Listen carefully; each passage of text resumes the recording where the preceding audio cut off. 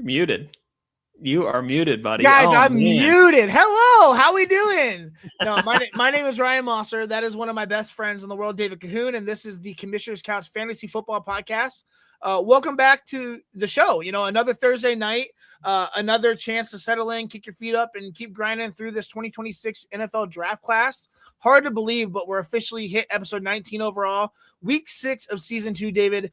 Crazy, you know, and the momentum hasn't slowed down for a second, I'd say.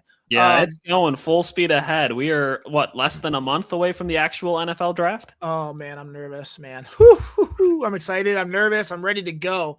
If you've been riding with us since, the start of the offseason, you already know how deep this journey has been for us. We opened the year with 2 full weeks on quarterbacks, 6 signal callers each episode, all with their own quirks, ceilings, developmental paths. Then we shifted gears and spent the last 3 weeks diving into these wide receivers, my favorite position of the draft for this year, breaking down, 18 different pass catchers with completely different skill sets and roles. If you missed any of those episodes, please go back and check them out. Every one of them helps paint the full picture of this class. But tonight we pivot again. Tonight we get into a position that always sparks debate, always brings strong opinions, and always reveals who actually watches tape versus who just reads box scores. It's running back week, Dave. Let's go. Dare I say my favorite position for fantasy football? You muted again, buddy. Why do I keep clicking the mute button? I don't know. Oops. I'll be honest. This is this is part of the draft cycle where I get fired up as well, David. This year's group isn't massive, obviously, but the talent at the top is real, and the upside in the middle of rounds is even more, intriguing in my opinion. You've got, power backs, space players, one-cut runners, pass game specialists, a little bit of everything in this draft. And, the 6 guys we're covering tonight each bring something unique to the table. Here's who we got on the board. We have Jeremiah Love from Notre Dame, Jonah Coleman from Washington, Nicholas Singleton from Penn State, Jadarian Price from Notre Dame, Katron Allen from Penn State, and Emmett Johnson from Nebraska. 6 backs, 6 different styles, 6 completely different projections. Mm-hmm. And just like every week, we're sticking to the same evaluation process, the same trait-based rubrics that I've come up with, the same standards, the same commitment to real scouting. No shortcuts, no narratives, no lazy comps, just honest, detailed breakdowns of what these guys actually put on film. So settle in, grab a drink, get comfortable on the commissioner's couch, because episode 19 is officially underway, and it's time to talk about the 2026 rookie running backs. Let's go. I so love excited. Running backs. Oh, man.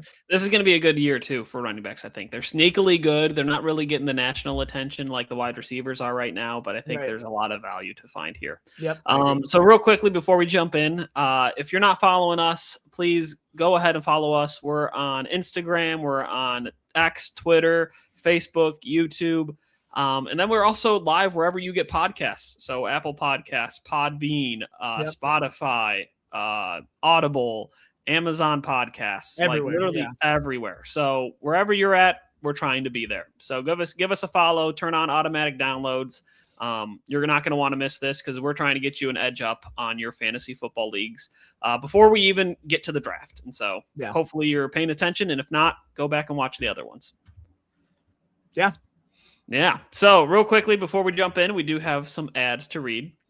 So we are sponsored by the Inside Edge Network. We are part of their network. And our main sponsor for the Inside Edge Network is Alley Rose Fragrances.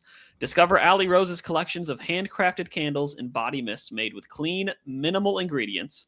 Every product is thoughtfully crafted in small batches, free from harmful toxins and for mindful everyday indulgence. Mm-hmm. Head over to AlleyRoseFragrances.com right now to my screen just literally refreshed. Head over to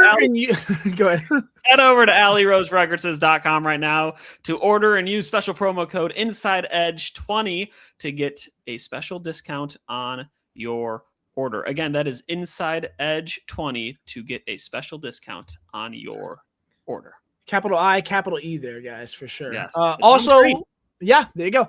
Also, we are brought to you by Mosser Moments Photography. They are a husband and wife wedding photography team based in Cleveland who specialize in providing the best wedding photos in Northeast Ohio. Check out their website at MosserMomentsPhotography.com. That's MOSSOR, momentsphotography.com. You can see it right there on the screen. All right. David, how you doing, man? Dude, I'm good. I am honestly ready to get to the weekend. It was nice today. Finally, the sun came out. It was almost 70, and now we're dealing with tornadoes. So it's great around here. Take that banner off, bro. Yeah, I got you. There you go. Yeah, I hear you. I was home with the boys today and I put the baby down and went outside with the 2 toddlers and played outside for like 2 or 3 hours. It was a blast, man. And then it got cold and windy and rainy all of a sudden. That's Ohio for you. So yeah, it is Ohio. But no meteors, so that's a plus. Oh yeah, we'll find out. No, tune in next week. Meteor tornado. So that sounds like a nightmare. Yeah. All right. So where are we at in the pre-draft process? So we are in the right smack dab middle of our 9-week process leading up to the NFL draft. Our first 2 weeks, we spent covering the rookie quarterbacks and the incoming quarterback prospects. There's a lot of hidden value there. There's a lot more names than just the Ty Simpsons and Fernando Mendozas. So If you missed those podcasts or videos, go back and watch them. There's a lot of really cool players that you can really get an edge up on, like a Taylon Green, dare I say. Love them. And a bunch of other ones too. So go check them out. They're really helpful. Yep. And then last week we just finished up our wide receivers.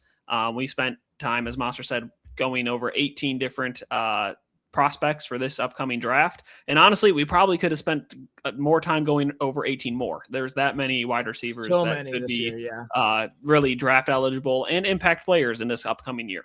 And so go watch those. They're really good, really informative, and they will help you get an edge up. But today we are turning to the running backs. And Mosser, why don't you break down how and what we're looking for in these prospects when we're talking about them? Yeah, I mean, as we move towards the next chapter of the offensive coverage, it's a good moment to recognize how much ground we've already covered, and David already did that, so that's awesome. I mean, tonight.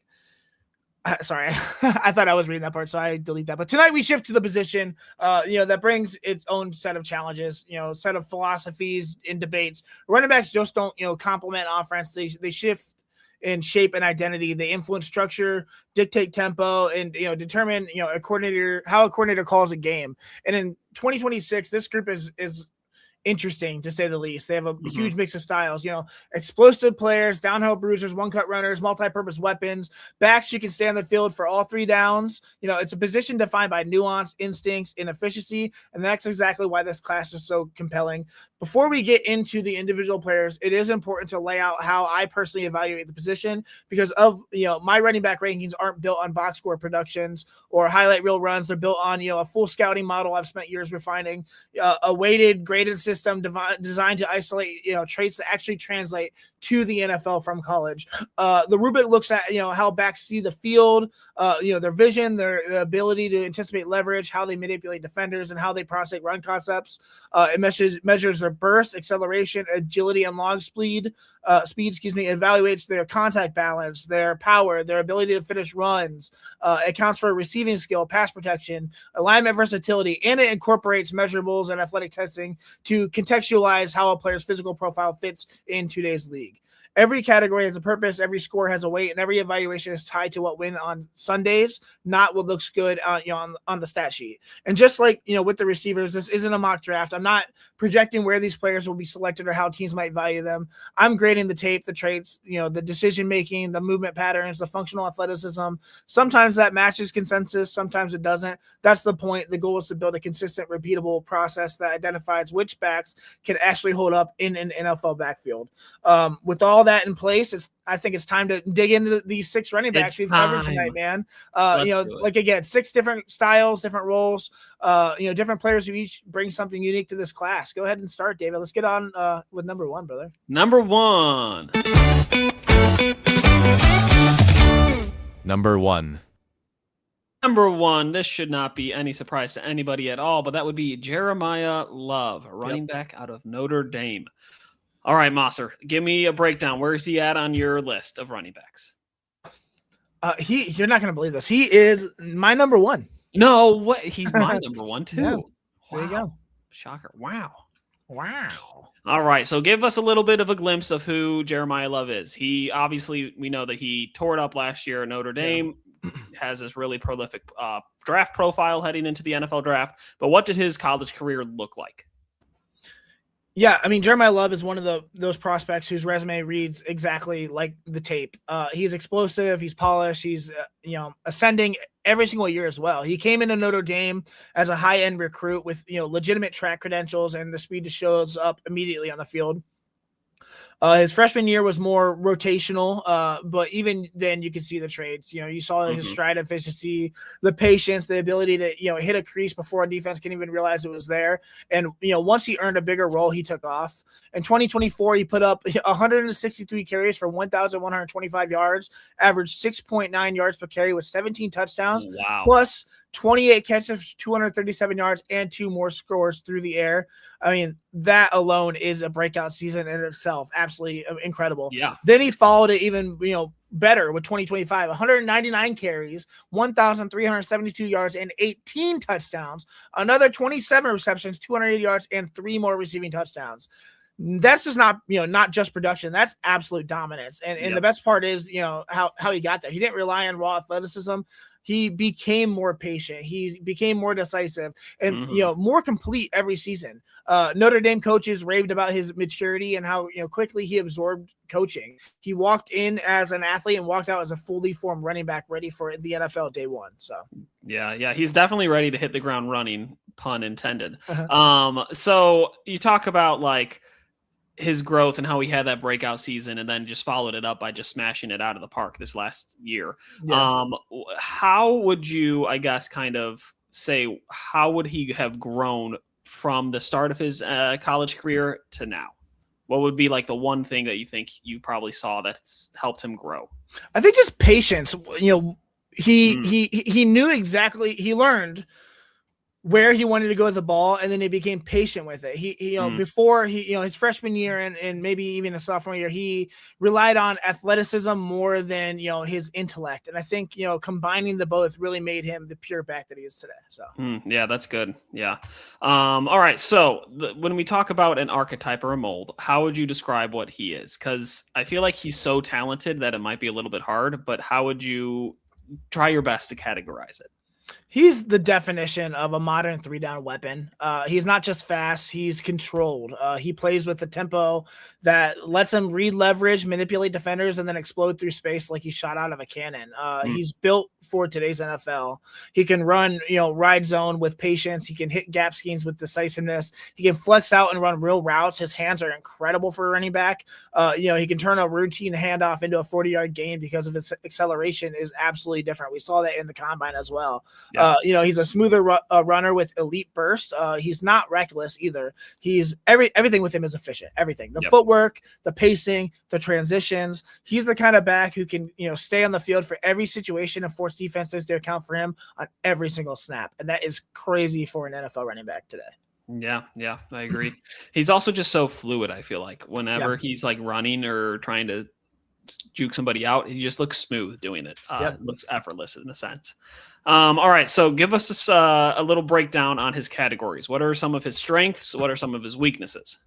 His strength, I mean, they jump off the screen. His vision and processing is absolutely elite. He sees the field like a veteran, front side, backside, leverage, flow, all of it. He sees it all. He rarely makes the wrong read, which is amazing. His burst and acceleration as well. His 1.55 split and his 4.3640 from the combine aren't just numbers. They match the tape and they just solidify, that, he hits top gear instantly. His contact balance, he's definitely not a bruiser, but he's very, very stable. Glancing blows don't move him. He's consistently finishing forward. His receiving ability, I think specifically in the NFL, is going to be a huge strength of him. He runs real routes. He catches naturally. He's got soft hands. He becomes a problem after the catch as well. Scheme versatility, there's no system I don't think he can fit in either. So he's literally a plug and play in 32 teams in the NFL. As for weaknesses, they're minor for sure. He's not a pure power back. He's strong, yes, but he's not through linebacker's chest the way like a 230 pounder might, and in pass protection, he's willing. Excuse me. I'm sorry. He's willing and approving improving in that, but he's still developing the anchor to stonewall NFL blitzers, especially those large ones. I think the biggest challenge early on for him is just adjusting to the NFL defensive speed. He's used to outrunning angles and still will in the NFL, but the windows close faster for the next level. The good news is his processing is so advanced that he'll adapt quickly. I'm not worried about him at all. Yeah, I agree. I'm not worried about him at all either. So I guess moving into like fantasy football focus, why does this type of a prospect matter for fantasy football? Dude, he's the kind of running back who changes fantasy leagues. I mean, I feel like every year we talk about this generational prospect. Every year, last year was Genty. He's better than Genty. I hate to break it to you. I'm sorry. Okay, I was going to ask you. So you love Genty. He's so much better than Genty. Hopefully, he gets in a better opportunity than Genty did. Of course, with the Raiders, that offensive line is atrocious. No quarterback. So Genty had a decent rookie running back rookie year, but not to what a lot of fantasy managers expected. But he checks every box that you want in a high-end fantasy asset. The 3-down ability, the explosive playmaking, the receiving true upside, the goal line usage that I think he's going to have the potential to just have a ton of goal usage, the scheme versatility. He's got immediate starter traits. He's not, a wait and see prospect. He's someone who can walk into an NFL building and take over a backfield. His combination of vision, burst, receiving ability, give him both a high floor and a massive ceiling. I think if he lands in in an offense that values spacing and uses the running back, in the passing game, he has a legitimate running back one fantasy upside as a rookie. Long term, he's the best running back prospect I've evaluated since Saquon Barkley. So there you go. All right, so I have to ask you, since you brought up like running back prospects. 3 years ago, we had two really good prospects coming out in Bijan Robinson and Jahmyr Gibbs. Yeah. How would you rank the three of them? So Jeremiah Love, Jahmyr Gibbs, Bijan Robinson. Bijan 1, Gibbs 2, Love 3 in that order. I'm not saying specifically in fantasy, but the three players you gave me in that order. Okay. I want to see where he lands first. Obviously, there's some ideal spots, but in terms of I don't throw it around lightly. Can't miss prospects. He is a can't miss prospect. So, all right. Well, that is good for fantasy football. And he's, like I said, he's scheme versatile. So he can plug and play on any team. So, yeah. All right. Well, what other summary you've got before I jump into my player comp that I've got for him? I mean, he projects as a true 3-down NFL running back with immediate starter potential and long-term running back one upside. Like I said, his blend of vision, burst, long speed, and I'm telling you, his receiving ability is so fun to watch. So fun. Give him one of the most complete profiles of any back in recent memory, definitely in recent years. He fits seamlessly into wide zone, gap, spread-based offenses, and he brings the kind of explosive playmaking that forces defenses to adjust their structure. With his instincts, acceleration, versatility, dude, he's got the ceiling to become a Pro Bowl level feature back early in his career. I'm talking year 1, year 2. And he's, like I said, the best running back prospect that I've evaluated since Saquon Barkley. So he's my RB1. He checks every box. He wins in every phase. I mean, he brings traits that I think you can't coach. And I think, like I said, he's the closest thing that we've had to a true blue chip running back in a long time. Yeah.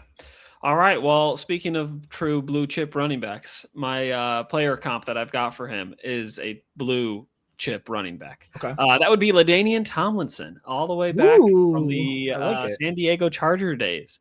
LaDainian was just somebody who ran so smooth. He was one of those, I feel like, early running backs that also could play well in the pass game too. And somebody who just dynamic with the ball in his hands, and it didn't matter how he got it. Talk about like just an every down back, a bell count back that was just fluid, shifty, smart, like reliable. That is who Jeremiah Love is. I feel like there's so much similarities between their games that it almost seems like a perfect comp in my mind. And so I like it. When we're talking landing spots for fantasy football, I feel like there's one landing spot in particular, and we might disagree on this. Are you going to be realistic here? Because he's going to be a top, let's say, I'm being realistic. 15. Okay. Yeah. We might disagree on this, but I think this is going to be an absolute home run of a landing spot if he lands there. Okay. Do you want to try and guess? I know my home run. I don't know if it's the same. You want me to give you mine? Yeah, let me hear yours. The Washington Commanders. It's a good one, but that's not what I picked. Okay, go ahead. I picked the Tennessee Titans. I hate it. I love it and I hate it. Go ahead. Yeah, so you talk about an offense that's still learning and growing and trying to develop into their own identity. They have that second-year quarterback coming back in Cam Ward. They have the wide receiver pieces in my mind. They've got Calvin Ridley, Elike Manor. They have what's his face that they just signed, Robinson. Yeah, Wandale. Wandale. Thank you.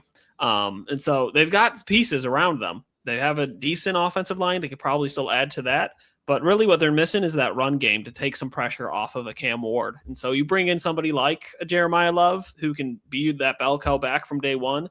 That's just going to add a huge amount of relief to that whole offense as a whole. He's somebody who can be relied upon to like get that yardage when they need it for first downs. He can be relied upon for just little dump check down passes for Cam Ward to get him going into a rhythm and routine. He's just a dynamic playmaker that offense, I really feel like, is the one key missing piece for that offense. Yeah, and I feel like they would love to run the ball. I mean, their last major draft pick at the position was obviously Derrick Henry, and then they're licking their chops to try to find someone at the position who can do anything. So, I mean, Jeremiah Love absolutely will be a home run there. Hopefully they would feature him. Personally, I would rather have Washington just for dynasty's sake and, my team lining up and stuff. But nonetheless, I mean, sure, give him Tennessee Titans, he'd be an RB 3 to 5 immediately. So give it to him. Yeah, it'll be interesting to see what happens draft night too, because I feel like he might be a player that teams may try to trade up for. To get ahead of Tennessee. Yeah, it's just ahead of weird Tennessee draft, at 4. I don't know, dude. Yeah, I mean, the Cardinals could trade back and try and collect more draft capital. Trade up into the top 4 for a running back would be just unusual to say the least. But I see it for sure. So, but I don't know if it's gonna happen. We'll find out here in a month, I guess. All right, number 2. Number 2, bro. Number 2. Number 2, that would be our dear friend Jonah Coleman. We actually don't know. Never met this guy in our lives. He's a good dude. Running back from Washington. I have him as my number 4 ranked running back. What is he ranked on your? He is my number 2. Oh, okay. Interesting. Yep. Little disagreement here. It's not that big of a gap in my mind. There's a huge gap from Jeremiah Love to everybody else in the running back categories. So it's like. And mostly just Jeremiah Love and the NFL running back. Yeah. All right. So give us a little bit of a background on Jonah Coleman. He was at Washington last year. What did his college career look like? Yeah, he had an interesting path. He started his career at Arizona, and even as a young player in a crowded backfield, he flashed that, that rare combination of density and short area quickness. You could tell early on that he wasn't built like a typical Pac-12 back. He was thicker. More compact, and played with a level of physicality that jumped off the screen. As his role expanded, so did his impact. In 2022, he gave them 372 yards and 4 touchdowns on limited touches. By 2023, he exploded for 871 yards at 6.8 yards per carry, plus 283 receiving yards. That was the first real sign that he wasn't just a bruiser, that he had actual legitimate versatility. When he started catching the balls out of the backfield. Then in 2024. He became one of the most efficient runners in the conference. 193 carries, 1,053 yards, 10 touchdowns, and then another 177 yards receiving. Then he transferred to Washington, where he didn't just fit in. He became, honestly, the engine of that offense. In 2025, he posted 758 yards and 15 touchdowns, plus 354 receiving yards on 31 catches. I think that's a complete workload. That's a player who can handle volume, create after contact, and contribute in the passing game. His growth is what stands out to me. I think he went from a rotational spark plug to a full-fledged workhorse who could carry on an offense. Every year he added something new, better vision, better conditioning, better footwork. He's one of the most battle-tested backs in this class, I think. You're muted this time. We are fun. We're having a good time. We're doing great over here. No, I agree. I think that when I was watching his tape, he seemed like the little engine that could is like a good way I described him. His feet were always constantly moving, churning, trying to get more yardage. He was somebody who was really good in the zone scheme. But yeah, his heart, I think, is really where it's like evident on the tape. So you talk about an archetype. How would you describe his mold? Yeah, I forgot to say he's also 5'8" and 220, just for comparison. He's a compact sledgehammer, dude, with surprising finesse, I would say. He's built very low to the ground, thick through his hips and his thighs, and runs like a guy who understands exactly how to use that leverage for his advantage. He's a downhill specialist who thrives in tight spaces, gap, duo, inside zone, anything that lets him square up and drive through contact. But the twist is, for a 220-pound back, he's shockingly light on his feet, I would say. His short area quickness is real, and I think that will translate to the NFL well. He can make subtle cuts in traffic, redirect without losing balance, and slip through creases that most backs don't even attempt his size, I would say. He's the definition of a density runner, compact, powerful, built to punish defenders, but he pairs it with enough agility to keep linebackers guessing. He's not a home run hitter, but he's a chain mover who consistently keeps an offense ahead of schedule. Mm-hmm. Yeah, no, that's good. So let's talk through what his strengths and weaknesses are. What do you think might be like his biggest challenge as he adapts and transitions into the NFL? Yeah, he's not going to scare anyone with long speed. That's probably one of his weaknesses. He's efficient, but definitely not explosive. Also, not a natural route runner. He can catch the ball, but he's not going to be flexed out like a receiving specialist, someone like Jeremiah Lovewell. His biggest challenge at the next level, I think, will be proving that he can be more than an early down hammer. The league values versatility, and while he's improving as a receiver, he'll need to show that he can be a consistent third down option to avoid being pigeonholed. But on the contrary, his contact balance is borderline elite, I would say. He absorbs hits like they're nothing. Glancing blows, they don't move him either, and he even square shots don't ever knock him off his path.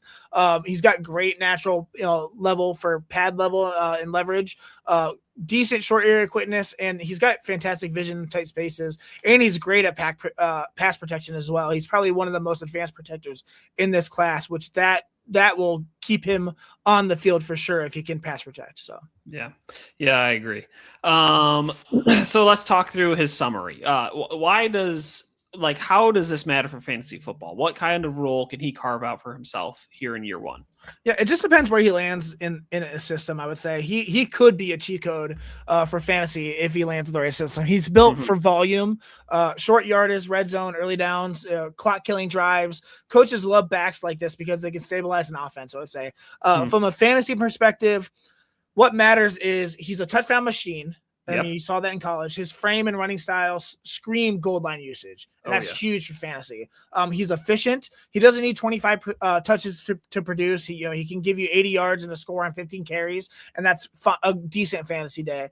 He's reliable, I would say. Coaches trust him in pass protection, and once again, that will keep him on the field over a lot of other not running back trees, but over a lot of other running backs, just because he's got the body who can be in there and be an additional blocker, and that's huge, especially in the passing game. He's got a high floor, even if it's not necessarily, if he's not like the explosive play guy, he still will bring steady points every week, and that type is invaluable for fantasy. If he lands in the right run centric offense, think like gap heavy, physical, downhill. He's got legitimate RB1 upside. At worst, I think he's a rock solid RB2 who never leaves your lineup. He's my running back 2 in the class for a reason. I don't think he's flashy, but he's definitely effective, and effective backs win in fantasy leagues all the time. So yeah, I think that reliability is a good word to describe him too. He's somebody who says, "Hey, you need 4 yards? I'll go get you 4 yards." He'll get you 5 because he's just that good. He'll churn. Yeah, that's true. He'll keep his feet moving.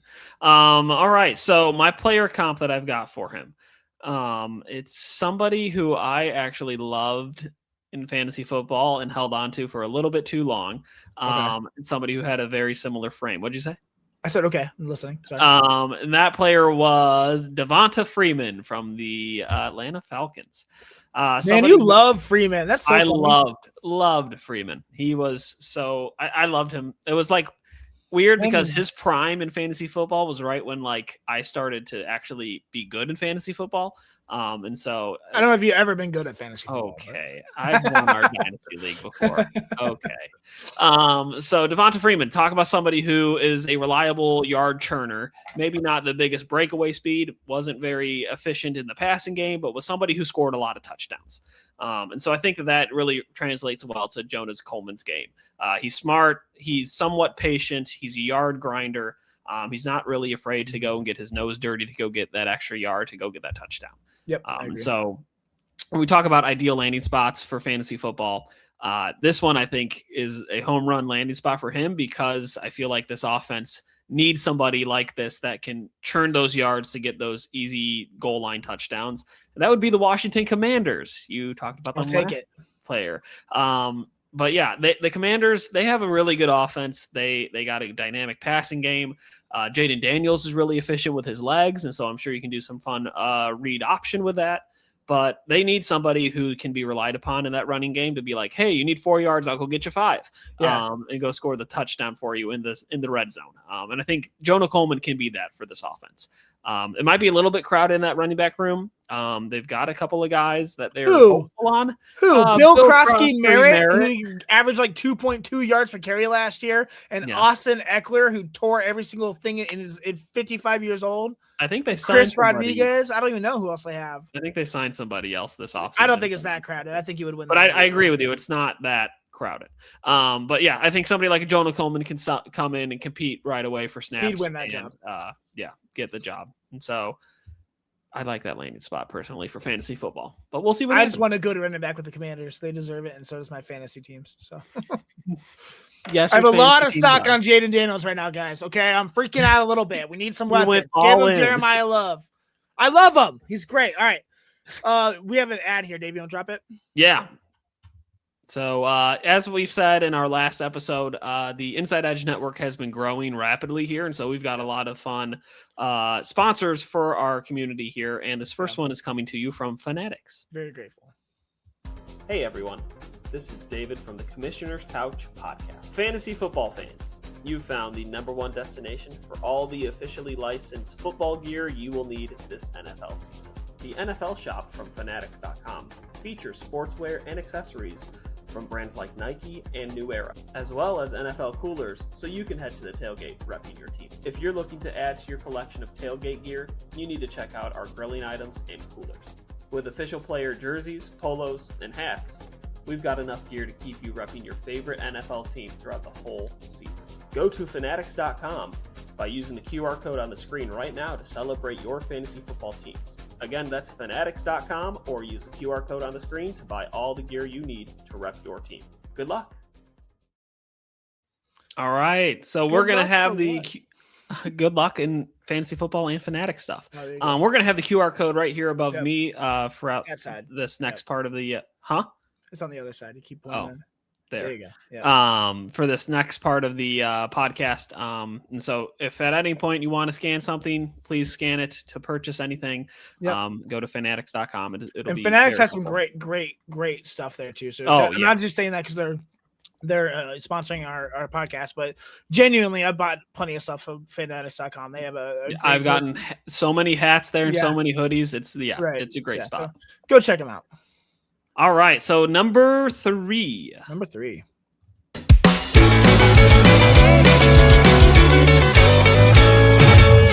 Number 3, my lord. Number 3.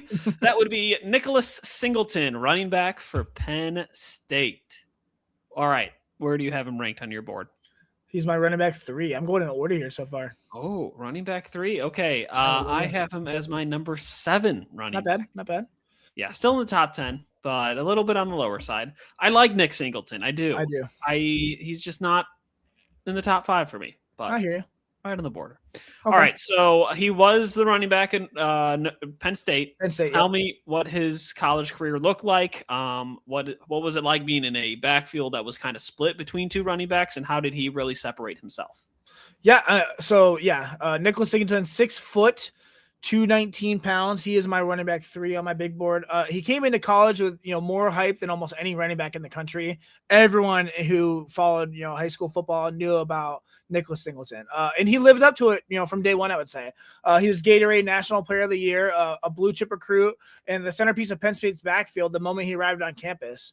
The freshman, his freshman season, he set the tone. 156 carries, 1,061 yards, averaging 6.8 yards per carry with 12 touchdowns, plus another 85 receiving yards. That is not normal production for a first year, back in the Big Ten. That's truly, I think, a star announcing himself to the college football. In 2023, he took on a heavier workload: 171 carries, 752 yards, and 8 touchdowns. Added on another 308 receiving yards. The efficiency dipped a little bit, but the versatility grew for sure. He became more involved in the passing game. He started, showing the patience and footwork that weren't always there early. And then 2024 happened, his most complete season: 172 carries, 1,099 yards, 12 touchdowns, plus another 375 receiving yards and another 5 receiving touchdowns. That's a true 3-phase workload, Oh, yeah. Last year, before the injury, obviously, he still produced 23 carries, 549 yards, 13 touchdowns, another 219 receiving yards. The volume was obviously lower, but the scoring efficiency remained elite. His growth arc is clear. He entered college as a pure athlete, and he left as a polished, multi-dimensional running back with legitimate NFL traits. Yes, he shared the backfield with Kaytron Allen. We'll talk about him later. But for a 1-2 duo, they are probably the best in the country this past year. Think like Travian Henderson, Quinshon Judkins at Ohio State in 2024.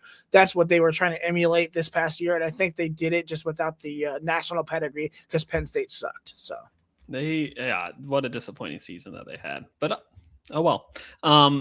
So I feel like the one thing we have to talk about with Nick Singleton is injury. There's been some injury concerns throughout his college career. What has that looked like, and how is that going to be a factor as he transitions into the NFL? I don't know about his whole career. I don't think there's been a significant necessarily injury his whole career. That's fair. But he did get injured at the Senior Bowl, and I think that's significant. But it's also one understood, that the injury has a strong recovery track record. He's already out of the boot and progressing. So he should be ready for training camp. I think it was his 4th metatarsal on one of his foots. I have a metatarsal injury and it sucks. So basically, if you think of a foot, think of like the ball of your foot. Yep. That's where your metatarsal is, and mine's an awful pain. So I couldn't imagine actually breaking it. Mine's just pulled or whatever. It's been hurting for months. So God Lord, I feel bad for this guy, especially as a running back, because I'm a hiker and I'm a baby. I can't hike right now. This guy's trying to play football. So but they're saying he should be ready for training camp. Obviously the draft impact is real. Teams get nervous about foot injuries, especially in running backs. Medical grades matter. Some front offices will probably drop him simply because they didn't get to see him test. I think a team picking later could land a top-tier athlete at a discount here.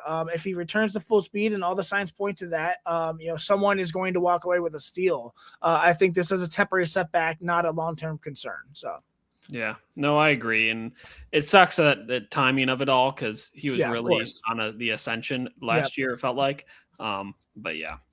So talk about the archetype and the mold for him. What does he fit into as a running back style? Yeah. So when he's all healed, we're going to assume he's healed on an NFL roster and ready to compete. He's a long striding accelerator with, I think, rare top end speed for his size. He's built like a classic feature back. He's tall, he's powerful and explosive, but he moves like, a track athlete as well. So it's a weird mix here. His running style is all about glide, momentum, an angle erasing acceleration. He's the type of back who can stretch the defense horizontally, force linebackers to overrun their fits, and then slice vertically with a single decisive plant. When he gets into open field, he looks, like the turf is tilted downhill almost. Defenders are chasing and they're not closing. I think he fits beautifully in a wide zone and spread system, but also is dangerous in gap schemes because once he clears the first wave, he's gone, guys. He's a big play machine with the frame of and athleticism to be a true 3-down option in the NFL. Yeah, I agree. He is very downhill oriented runner. He almost looks just like I think you mentioned this, a track runner almost. Once he like finds a space and goes, like he's good to go. Yeah. So what are some of his like weaknesses and ways that he can grow as he transitions into the NFL? Weaknesses, he's not a pure power runner. Obviously, in his foot right now is a weakness too, but Yes. he'll definitely break arm tackles, but he's not someone who's going to consistently run through, square hits. His contact balance is good, but it's definitely not elite. And his pass projection is still definitely developing. He's definitely willing, but he's inconsistent and needs to work on his anchor as well. I think the biggest challenge early on will be adjusting to tighter windows. College defense gave him space. NFL defenses won't give him as much space. He'll need to, trust his reads and stay disciplined rather than relying solely on athleticism. In terms of his strength, I mean, he's got explosive and long speed. He hits his top gear faster than probably any back in this class. Safeties have to take super deep angles just to survive. He's got great stride efficiency. He can cover ground effortlessly. He's got improved vision. Early in his career, he relied on athleticism. Later, I think, he became far more patient and disciplined. And he has a true upside for receiving growth. He did turn into a legitimate pass game contributor, not just, screens, but, anchor routes, swings, check downs with actual real yards after catch potential. So I just have to work on that. And then his versatility as well. I think he can function in multiple run schemes without losing effectiveness as well, kind of like Jeremiah Love. So. All right. Great. Well, how does this transition to fantasy football? What is the summary for him and how can he be productive in year one? He's the definition of a fantasy swing pick. I think he's the kind of player that can tilt leagues if he hits, and I think he's going to hit, guys. I truly think this injury is not a permanent setback, just very, very temporary. And I think a lot of people are going to get happy with a huge steal this year in the draft because people are going to be concerned about that injury. He's got explosive plays, I think, which are fantasy gold. He can score from anywhere on the field. He's got receiving upside, which for a lot of formats, PPR and things like that, is important. He's not just a runner. He is a legitimate pass game weapon. Great touchdown potential. He's got great size and speed, which would make him a natural red zone threat. Excuse me. And then his high ceiling as well. Give him a system, wide zone or spread system, and I think he could be an immediate RB1. Like I said, the injury is going to push him down draft boards a little bit, but that's where fantasy managers can capitalize. You're gonna be buying a premium athlete at a discount, and I wholeheartedly believe that. So yeah, I agree. His athleticism is one of his best strengths, and I think he should transition well to the NFL. I think one of my concerns might be just longevity of his career. I think you look at players like a Sony Michel, who did really well for a couple of years and then kind of transitioned out of his NFL career because he had a lot of injuries and couldn't keep up. Not saying that that's how it's going to go, but I can see that potential for his like baseline as a career and a running back in the NFL. Yeah. And so I think my player comp that I've got for him when we're talking fantasy football wise of how he can be utilized and be really good would be a David Johnson. Somebody who can run downhill really, really well. Somebody who's got a little bit bigger of a frame, but still has that athleticism to run. What? I was going to say, which version? That's the good version? Yes, the good version of David Johnson. And so, yeah, somebody who can be explosive in the run game. May not be ever like elite, but just can be consistently good throughout the years and be, somebody that an NFL team relies on. I don't know. So, David Johnson was pretty elite for a couple of years. For like 2, he was good. I don't know if I'd say elite. He was a top 5 running back in fantasy football for a couple of years. But then he fell way down. So when we talk about ideal landing spots, I think wherever Nick Singleton goes, he's going to be needed to be in a room that's not completely formed just yet. And so there's only a handful of spots in the NFL where I feel like that would fit for him. And that I think the top one for him would be the Houston Texans. You talk about an NFL running back room that's still trying to figure out what they're doing. Yes, they made a trade for David Montgomery earlier this offseason, the aging veteran that he is, who's a reliable runner. I think he could mentor and learn. Nick Singleton can learn from somebody like a David Montgomery as the season starts and kind of get his feet wet while still getting some reps and carries, but then kind of be more of a split backfield to start the year with a David Montgomery. I think he could be a really, really beneficial runner for that offense because he's not going to be needed to be a part of the passing game. He can pick up some blocks and blitzes, but just be somebody who can just focus on running through the hole that he sees in front of him and burst through the seams. And so I think the Texans might be a good landing spot for him. David Montgomery owners are dying in their grave right now, rolling over, man. They're pissed that he finally is free, and then they're going to draft Nicholas Singleton to take his job. Hey, I think if you can kind of like try and rebuild that like dynamic duo that they had in Detroit, in Houston with Nick Singleton and David Montgomery, that could be really dynamic. Great for football, not great for fantasy, I would say. And that's fair. That's fair. All right. Shall we jump into number 4? Let's do it, bro.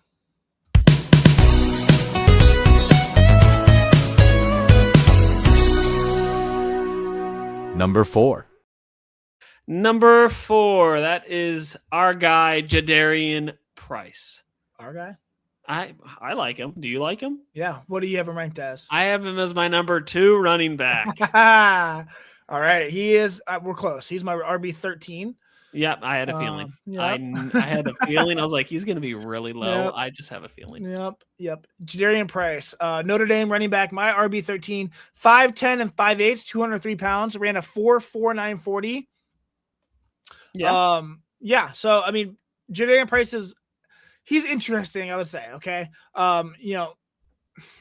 His career didn't follow a straight line. Okay. He came to Notre Dame as a highly graded 4-star recruit with a reputation for versatility and natural fluidity. Early on, he looked like he was going to carve out a role immediately. Then, he had an Achilles injury that slowed everything down. To his credit, he didn't disappear, though. He rebuilt himself piece by piece. Yep. And by 2024 and 2025, he is back to looking like the player that Notre Dame originally recruited.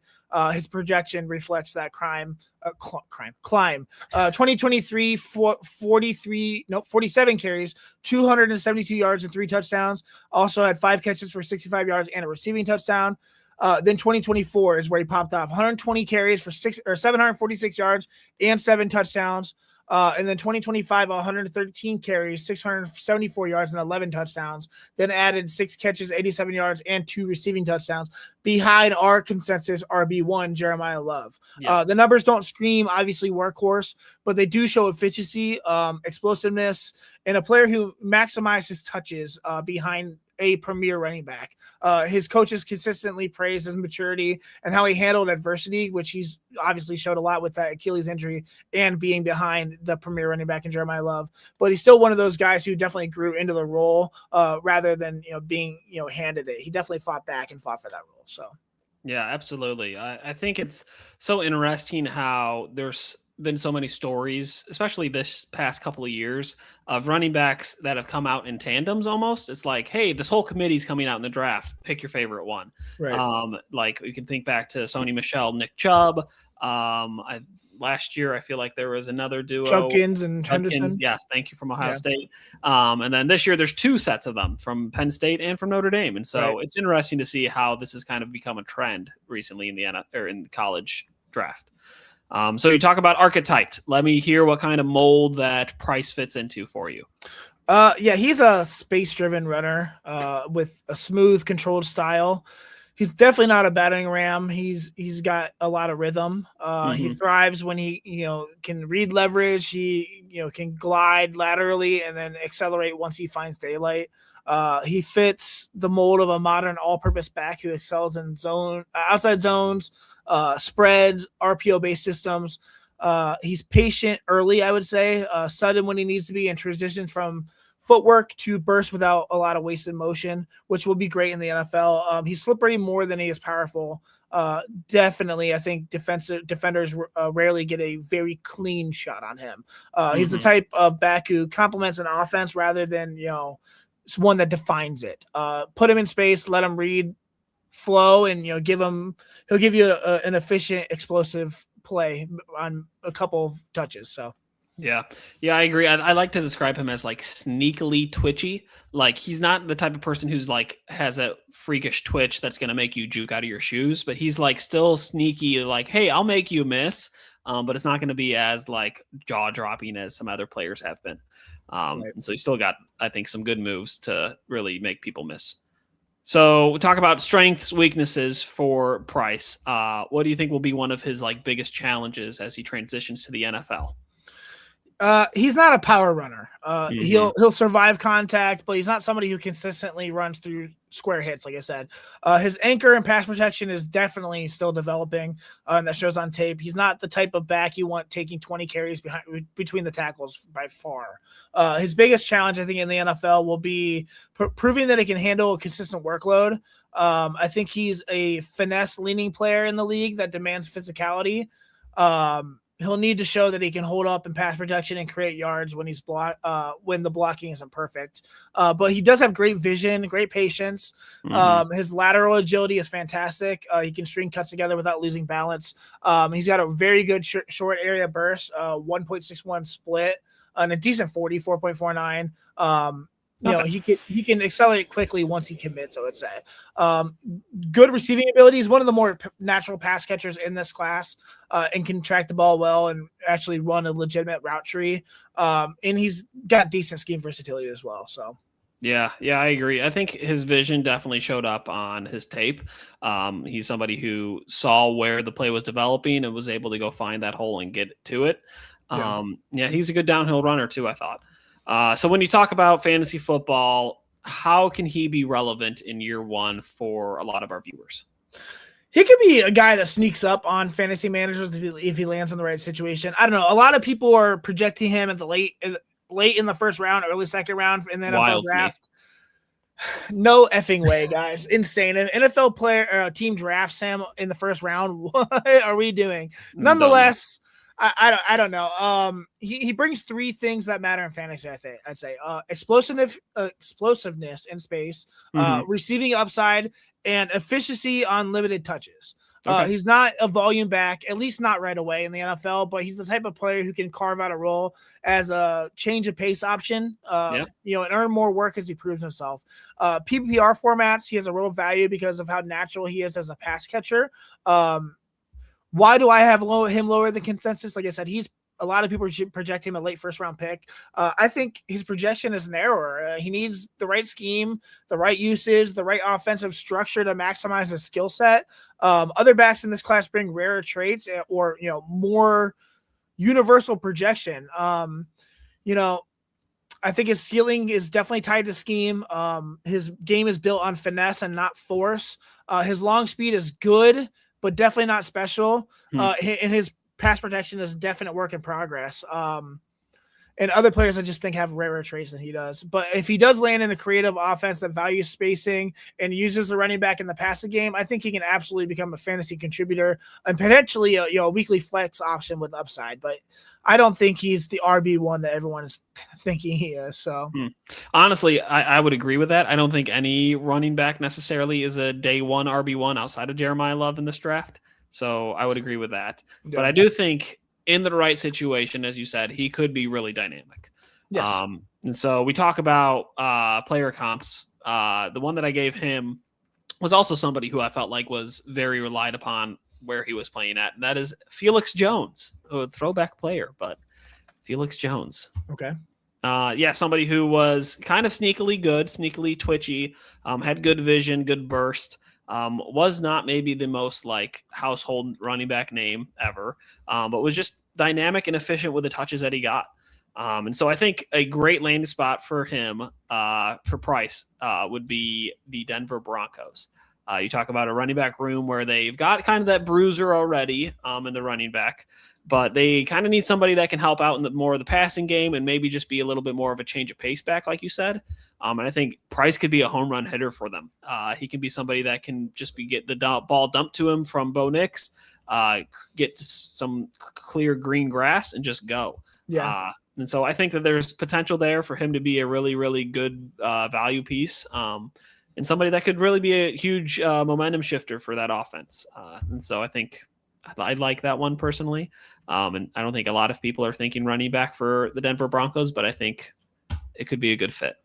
I mean, especially after taking RJ Harvey in the second round last year, and they just re-signed Jaleel McLaughlin to another contract. Not to mention J.K. Dobbins. I just feel like they have thrown all their eggs in the RJ Harvey basket. So and where people are projecting Jadarian Price to be drafted, I just don't know if that matches up perfectly, but I could see it. Yeah. We'll see what happens, right? We shall. I'm so excited. Yeah. All right. Well, this is your last chance to scan the QR code for Fanatics. Yep. So please go ahead and scan it if you are interested in buying anything, hats, gloves, sweaters, jerseys, anything like that. Because we're going to get into our next sponsor ad. So whether you are searching for a baseball autograph by your favorite World Series slugger, a signed football by an iconic Hall of Famer, or the jersey of a world-famous soccer star, you've come to the right place. Here at sportsmemorabilia.com, we, the web's leading source of authentic sports memorabilia, you'll find more than 500,000 authentic products from nearly every professional sports league, team, and players. Not only will you find your next prize sports possessions with ease, thanks to their superb customer service and tremendous site experience, you'll have the satisfaction and peace of mind that every product listed comes with a complete certificate of authenticity and is fully backed by sportsmemorabilia.com and their lifetime authenticity guarantee. So go ahead and head to sportsmemorabilia.com to get your collection started today. Again, that is sportsmemorabilia.com, or you can scan the QR code in the top corner of your screen. Nice. Yeah, dude, we are so lucky that we've got so many great sponsors here at the Seriously. Inside Edge Network. Yep. That is the new QR code there for sportsmemorabilia.com. Yes, it is. Yeah, guys, just scan that and you can go over there and check out. I mean, I can't really pan my camera. It's really messy. I see plenty of memorabilia all around you. I have probably 200 autographs at least in this man cave. I was obsessed before I had kids. Yeah, there you go. Yes, yeah, I'm a sucker for collecting cards, so I like this ad that we and sponsor that we've got. Sorry. Yeah, I mean, yeah, I've gotten one or two things on sportsmemorabilia.com, but I'm definitely going to check out and get some more stuff because I got some quality autographs from there. And you get the COAs, the certificate of authenticity. I cannot talk today. Authenticity. Yeah, so it's just proof that, it is a legitimate autograph. So what do you have to lose, guys? Especially if you're a sports fan or a collector like me, go check them out for sure. Yeah. All right, number 5.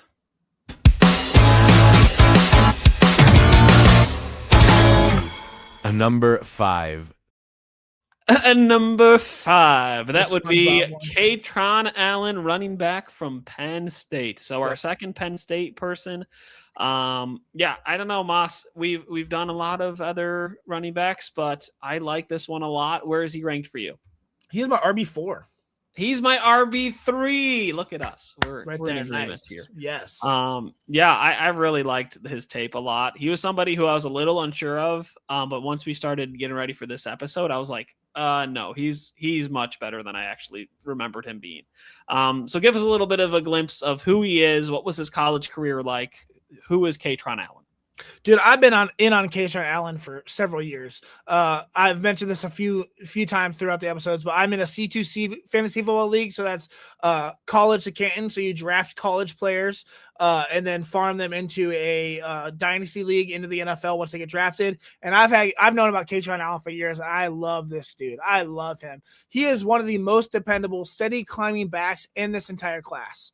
He came to Penn State from IMG Academy in Florida with ton of pedigree. And even though he shared the backfield with Nicholas Singleton, a running back that we just covered, he never played like a second option at Penn State. He carved out his own identity. The more physical, more controlled, more consistent runner of the two, I would say as well. His production backs that up. 2022, 167 carries, 867 yards, 10 touchdowns. He also had 180 yards through the air and a touchdown. 2023, 72 carries, 902 yards and 6 touchdowns. Also had another touchdown through the air. 2024, huge jump here, 220 carries, 1,108 yards and 8 touchdowns. 18 catches, 153 yards, and 2 touchdowns. And then last year, sharing the backfield still with Nicholas Singleton, 210 carries, 1,303 yards, 15 touchdowns, 18 Jeez. catches, 68 yards. 4 straight years of reliability, efficiency, and physicality. He never had a down season at Penn State, even sharing the backfield with my RB3 in this draft. He never disappeared. He never lost his role. He just kept stacking production, kept refining his game, and kept proving that he can handle volume. Coaches loved him because he was the stabilizer of the offense, the guy who always made the right read, always finished forward, always brought toughness to the offense. I love Kaytron Allen, man. Yeah, I do too. He's just, I feel like, a very decisive runner. He's like, nope, this is where I'm going, and I'm going to go now. And and I'm going to beat you there. Yep. And it's just really cool to see on the tape. So we talk about archetypes, molds. How would you describe him? Because he's electric, I feel like, on tape, but I don't know what his mold is.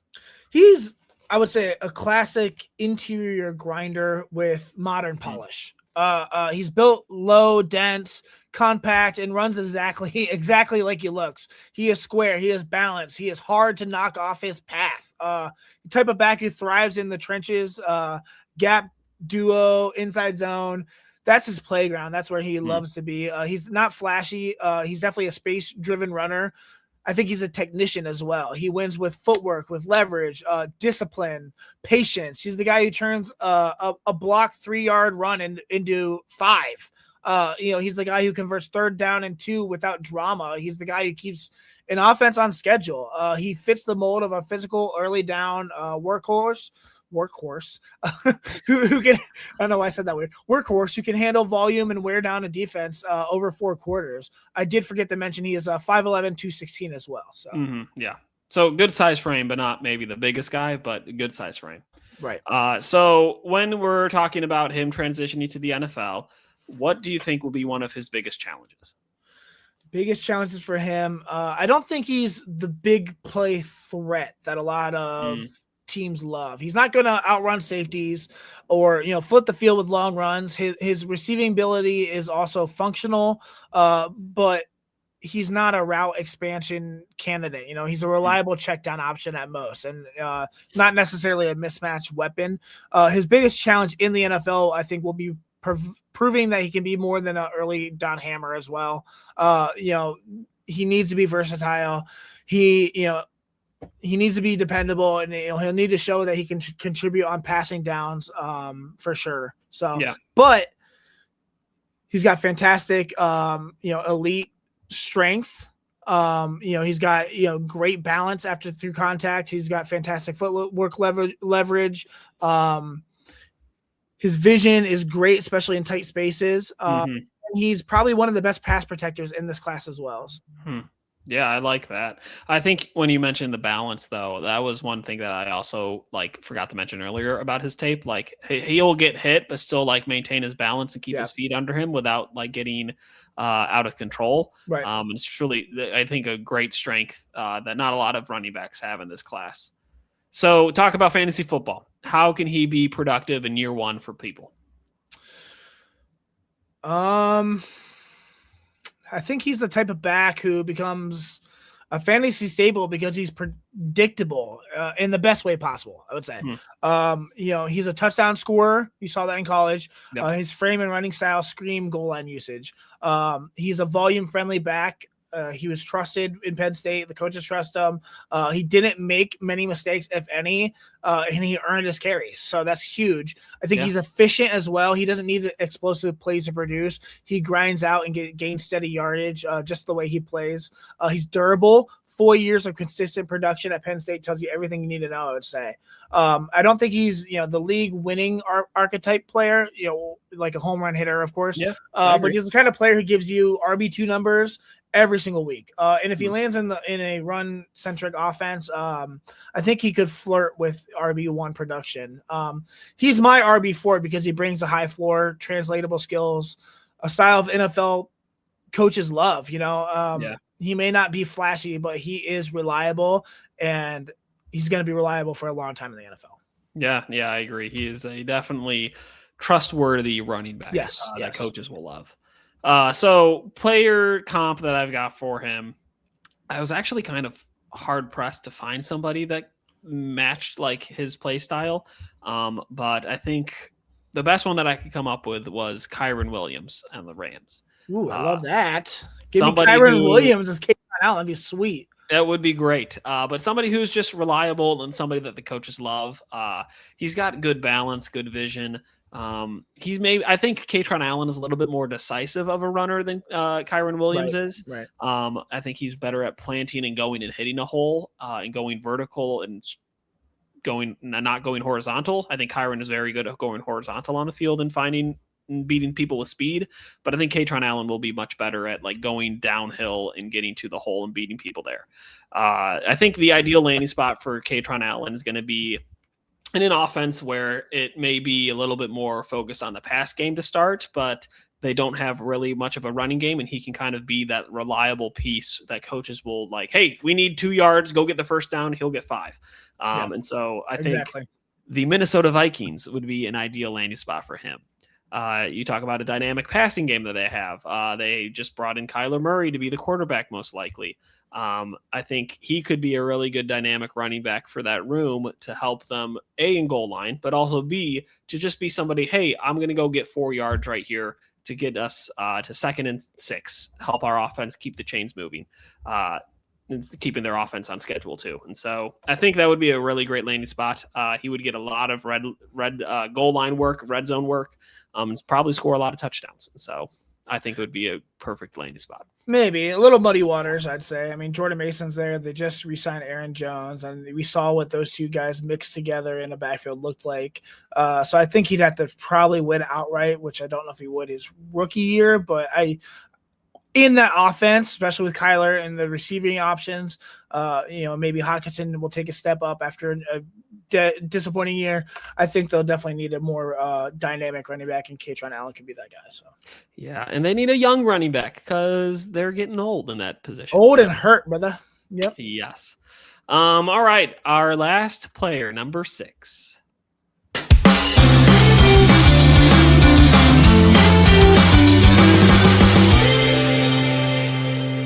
Number 6. Number 6. This is Emmett Johnson, running back from Nebraska. Whew, I liked Emmett Johnson. All right, what you got for him on your big board? What was yours? I want to hear yours first, but mine was number 5. Nice. All right, yeah, mine was wide receiver. Wide receiver. He's not a wide receiver. He's a running back. Running back. You said, what was he, 5 on yours? 5. Yeah, he's my 27. I knew you were going to rank him so low. How is he so low on your list? Let's talk about it. All right, well, let's talk about it. All right, so he's a running back for Nebraska. Let's hear what his college career was like. Yeah, 5'10" and a quarter, 202, ran a 4.5 640. Emmett Johnson he's got a polarizing evaluation in this class. I think his resume looks fantastic on paper, okay? And his rise at Nebraska was impressive. He came in as a lightly recruited back with a reputation for quickness and creativity. And he worked his way into a major role through sheer development. His production tells a story. 2023, 90 carries for 411 yards, 2 touchdowns. 2024, 117 carries for 598 yards and a touchdown. Also had 2 receiving touchdowns and almost 300 receiving yards. And then 2025 is where he really broke out. 251 carries, 1,451 yards, 12 touchdowns, 46 catches, 370 yards, and 3 touchdowns in the Big Ten. That's a great season. That's great numbers, yeah. That 2025 season is probably the one that put him on the national radar. It definitely did. Yes. Nebraska leaned on him heavily, inside, outside, passing game, everything, and he delivered. He became their spark plug, their perimeter threat, their best option in the open field. He's got great work ethic, according to coaches, and they praise how quickly he absorbed coaching. He's a player that grew every year, and his confidence clearly matched his production by the time he left Lincoln. So, yeah, I agree. I like him a lot. He was a very smooth runner, I thought, on tape. His change of direction was just I thought really easy and fluid on tape, especially this last year. It just seemed like he was gliding while he was running. Yep. I like the way that he ran the ball. So when we talk about player molds, how would you define him? Gliding is the word I would say too. He's a space-driven back with a smooth gliding style. That's a great way to put it. He's not built to bang between the tackles 20 times a game. That's not his lane at all. He's at best when he can stretch the defense horizontally, re-leverage, and then accelerate through daylight. He fits the mold of a modern change of pace runner, someone who thrives in the outside zone spread and misdirection based offenses. Excuse me. His lateral agility is his calling card. He can string together cuts, manipulate pursuit angles, slip through tight spaces, and while keeping his balance. He's the type of back who complements backfields rather than anchors it. Give him space, give him angles, give him opportunities to create, and I think he'll reward you. So. Yeah, I agree. And I think if he goes to the right landing spot that I've predicted for him, I think it could be really beneficial for that team and that offense. So what would be some of his weaknesses as we look at him transitioning into the NFL? Yeah, so he's not built for heavy interior volume. David, I'm struggling today, brother. It's okay. It's been a long week. Over 200 pounds. He doesn't have the power profile that consistently break tackles or push piles in the NFL. His long speed is fine, I would say, but it's definitely not special. He's more quick than fast, and his pass protection is a definite work in progress. He is willing, but it's not great. His best challenge will be if he can carve out a consistent role without being typecast as a situational player, I would say. He needs the right scheme and the right usage to maximize his skill set. Why I have him as running back 27. I think his frame limits his early down production. Like I said, his long speed is not super special at all. Yeah. His contact balance is above average for his size, but average to above average is not great for the NFL, and his pass production is not great. His projection is narrower than others in this range. I think he fits best in a rotational space player. I might lose power. Sorry. I hope not. I saw that too. But yeah, sorry about that. If I do, we're close to the ending here. He's a change of pace back with receiving value. Other than others in this tier, I think offer more versatility and dominant traits. I think his role depends heavily on scheme. So. Yeah, that's fair. So when I talk about the player comp that I've got for him, I need you to understand I like him a lot, and it does not seem like you like him a lot. So keep that in mind when I say this guy. You're good. But the player that I've compared him to would be LeSean McCoy. Don't you dare do a spit take. Not coffee, no. He's not LeSean McCoy, brother. Change direction with ease, break tackles. He just looks smooth and glides on the field. I thought Shady did that a lot, especially when he was playing for the Bills. Somebody who was just kind of that good change of pace back, but eventually worked his way into that RB1 category. Yeah. He was so just efficient and smooth with the ball. I think Emmett Johnson has that potential to reach a ceiling like that. It just might be in a certain specific role and on a certain specific team. So that brings the ideal landing spot that I've got for him to the New York Giants. You have already got Cam Scadaboo there, who can be your kind of more downhill runner, go between the tackles, hit people with his skull. Like, he will go run through a brick wall. Emmett Johnson's going to be the guy that comes in, changes the pace up, and makes people juke them out of their shoes. He will be the change of pace that I think will help get that running game back on its feet again after Saquon Barkley left. And be somebody that can be really dynamic in that offense. So yeah, he could be like the Keaton Mitchell to Derrick Henry in Baltimore. Could be, maybe even a little bit more. In terms of fantasy, though, I do think he has real PPR upside.